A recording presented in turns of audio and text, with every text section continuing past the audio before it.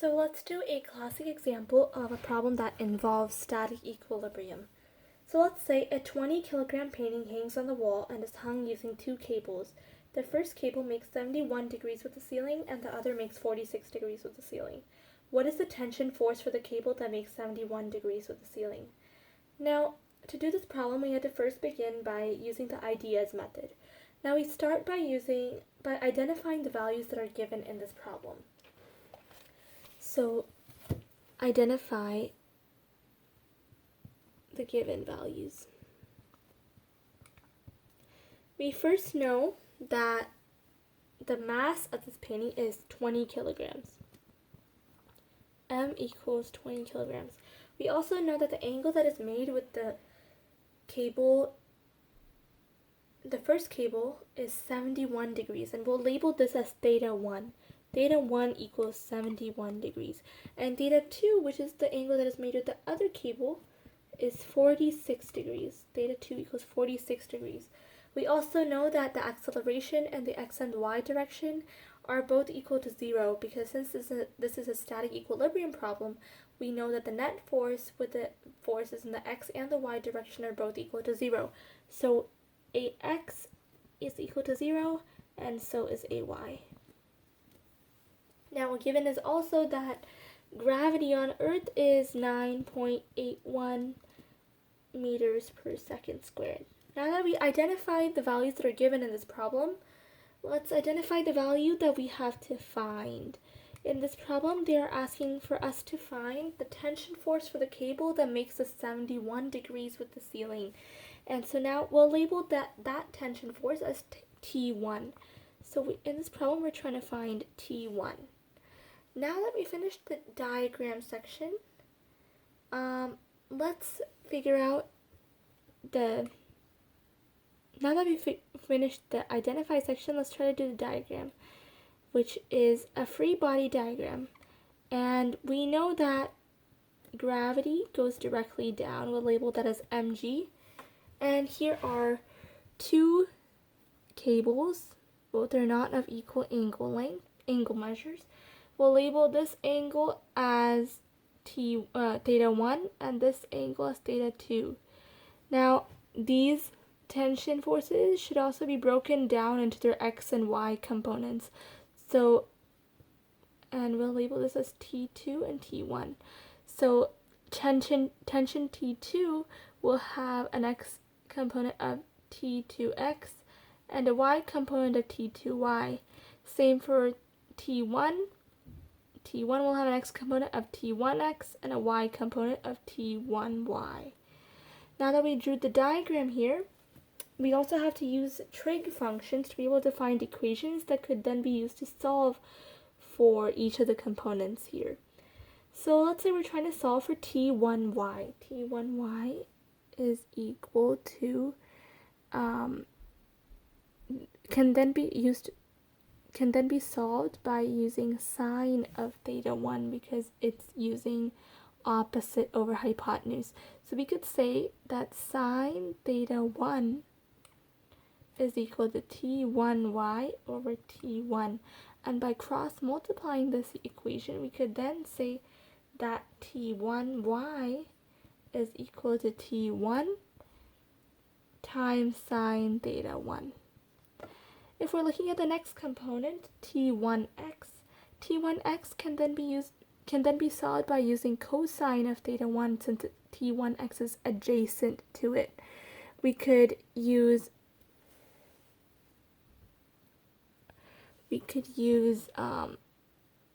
cosine theta 1 equals T1x over T1. And by cross multiplying that, we could then say that T1x is equal to T1 times cosine theta 1. Looking at the next component here, if we were to solve for T2y over here is the same as solving for T1y because T2y is in the opposite direction of theta 2. So we could then use sine of theta 2 is equal to T2y over T2. And by cross multiplying that, T2y is then equal to T2 times sine theta 2. And looking at the last component here, which is T2x, T2x is then can then be solved by as the same as solving for T1x since T2x is the adjacent value for theta 2. So then we could use cosine since it's adjacent over hypotenuse. So cosine theta 2 equals T2x over T2, and by cross multiplying that is equal to T2x is equal to T2 times cosine theta 2. So now that we found the equations that can be used to solve for each of the components, let's then move on to the next step of solving this problem, which are finding the relevant equations. The equations that should be used for this problem are the net force in the x direction is equal to the mass times acceleration in the x direction. Net force in the y direction is equal to mass times acceleration in the y direction. We can now use these two equations to be able to solve for the tension force that makes the 71 degrees with the ceiling. So now that we finished the equation section of this problem, we'll then move to analyze.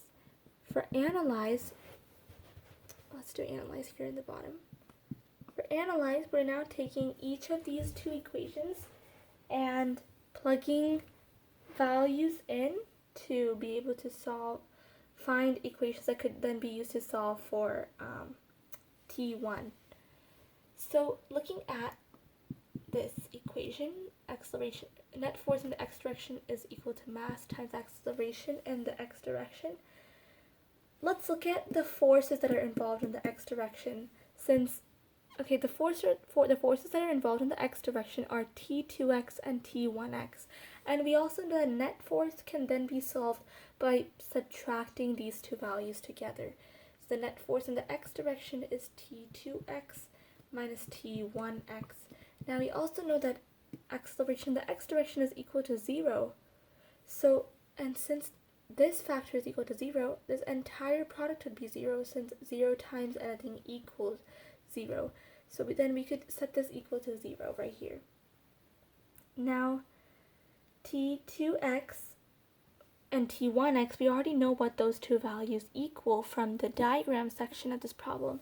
T2x is equal to T2 cosine theta 2, and then subtract the T1x from it, which equals T1 times cosine theta 1 equals 0. Now we also know that since it is 0, we could then bring this entire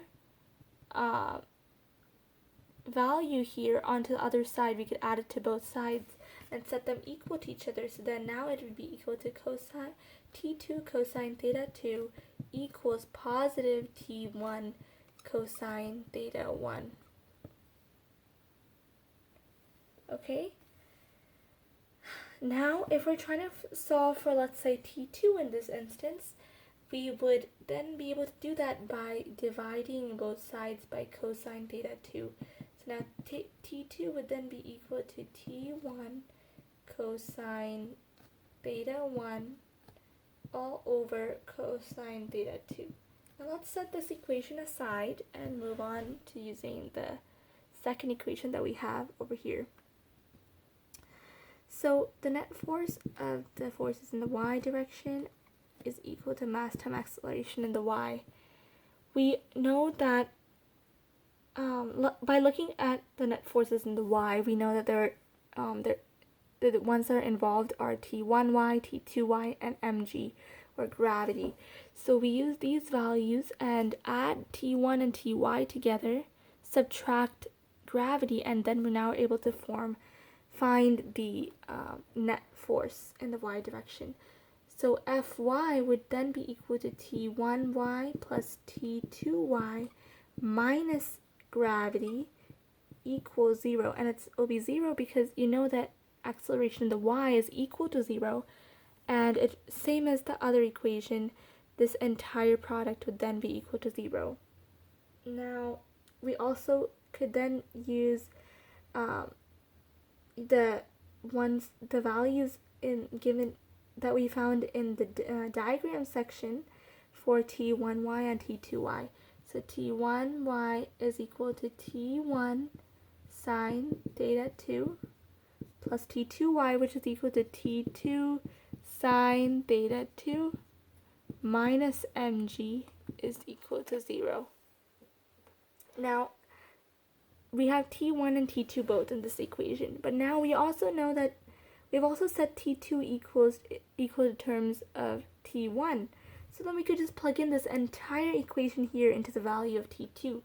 So T1 times sine theta 2 plus T2, which is equal to T1 cosine theta 1 all over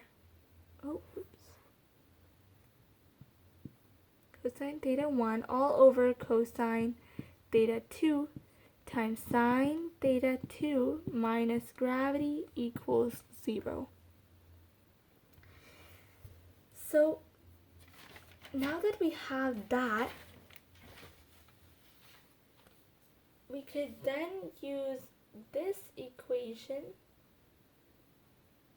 to be able to solve for